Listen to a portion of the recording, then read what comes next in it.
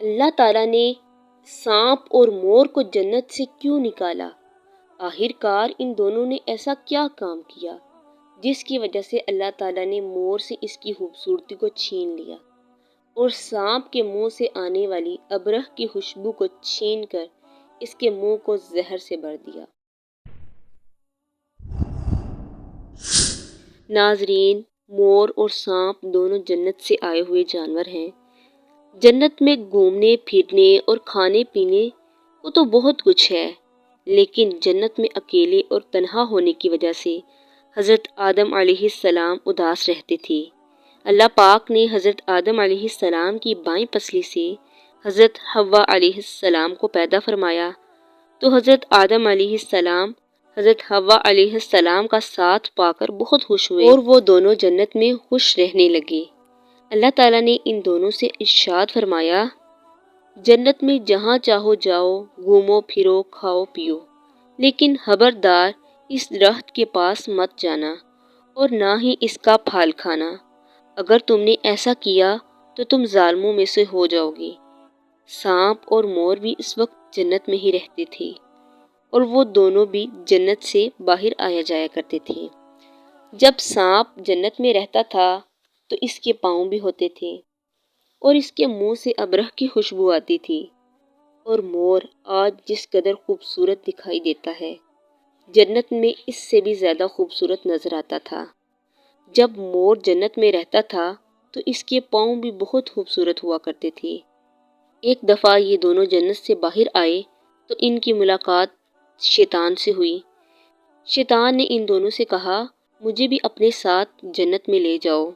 تو جواب میں ان دونوں نے کہا کہ ہمیں اللہ تعالیٰ کا خوف ہے اور ہمیں اس بات کا ڈر ہے کہ تم میں جنت میں ساتھ لے کر جاتے ہوئے کوئی ہمیں دیکھ نہ لے، اس لیے ہم تمہیں جنت میں نہیں لے جا سکتے۔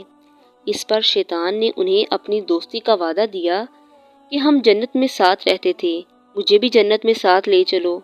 مور نہ مانا، لیکن شیطان نے اس کو دائمی زندگی کا خواب دکھایا، جس پر سانپ مان گیا اور اس نے شیطان کو مشورہ دیا کہ تم میرے منہ میں بیٹھ جاؤ، میں تمہیں جنت میں لے جا کر اگل دوں گا، اس طرح تمہیں کوئی نہیں دیکھ سکے گا۔ سانپ نے شیطان کو منہ میں بٹھا لیا اور جنت میں لے گیا۔ اس طرح شیطان دوبارہ جنت میں داخل ہونے میں کامیاب ہو گیا۔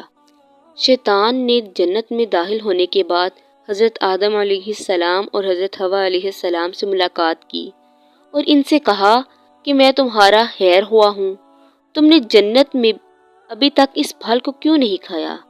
اس پر دونوں نے شیطان سے کہا کہ اللہ نے ہمیں اس درخت سے دور رہنے کا حکم دیا ہے اور اس کا پھل کھانے سے منع کیا ہے، اس لیے ابھی تک ہم نے اس کا پھل نہیں کھایا اور نہ ہی کھائیں گے۔ جب حضرت آدم علیہ السلام سو گئے تو شیطان بی بی حوا کے پاس آیا اور انہیں بہکانے لگا کہ اللہ پاک نے تمہیں یہ پھل کھانے سے اس لیے منع کیا ہے کہ تم کہیں یہ پھل کھا کر نہ مرنے والے نہ ہو جاؤ اور ہمیشہ کے لیے جنت میں رہنے لگ جاؤ۔ تو حضرت بی بی حوا نے شیطان کے بہکاوے میں آ کر اس درخت کا پھل کھا لیا۔ جب حضرت آدم علیہ السلام سونے کے بعد اٹھے تو بی بی حوا علیہ السلام نے حضرت آدم کو اس درخت کا پھل کھانے پر مجبور کیا، تو حضرت آدم نے بھی اس درخت کا پھل کھا لیا۔ جیسے ہی ان دونوں نے اس درخت کا پھل کھایا تو فوراً ان کا جنتی لباس اتر گیا۔ تب اللہ پاک نے ان دونوں سے کہا، میں نے تم دونوں کو اس درخت کے پاس جانے اور اس کا پھل کھانے سے منع نہیں کیا تھا، لیکن تم دونوں نے میری بات نہ مان کر اس درخت کا پھل کھا لیا اور اپنی جانوں پر ظلم کیا ہے۔ تبھی حضرت حوا اور حضرت آدم کو اپنی غلطی کا احساس ہوا اور انہوں نے اللہ پاک سے معافی مانگی۔ اللہ پاک نے انہیں معاف فرما دیا اور ان دونوں کو جنت سے نکال کر زمین پر نازل فرما دیا اور فرمایا، زمین پر ایک خاص وقت تک تمہارا ٹھکانہ ہے اور تم زمین پر ہی رہو گے۔